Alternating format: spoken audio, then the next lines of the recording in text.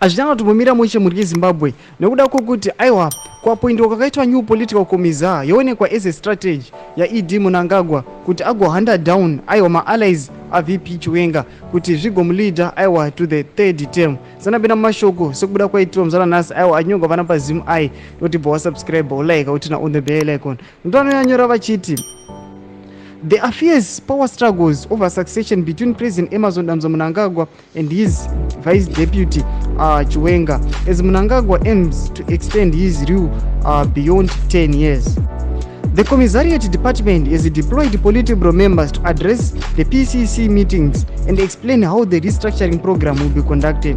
ZANU-PF Political Commissar Munyaradzi Machacha stated that after the PCC meetings, provinces should hold inter-district meetings to all district coordinating committee DCC centers on the 8th of June and the 9th of June 2024. Each province will deploy its PCC members to address these inter-district meetings and communicate the framework for conducting the restructuring program at the cell and village levels. Mashoko anobuda achinogwa pamusoro pe-restructuring inoitika bato reZANU-PF yaonekwa nevanhu aiwa as a step forward aiwa ichalida kuti pamwe ED Mnangagwa akukwanisa kuatena his third term peacefully aeliminata maallies aVP Chiwenga. Chipotudzai mafungiro enyu noti kudi pamusoro pemashoko awa aiwa pinai comment section medu musano subscribe kulike chino turn on the bell icon.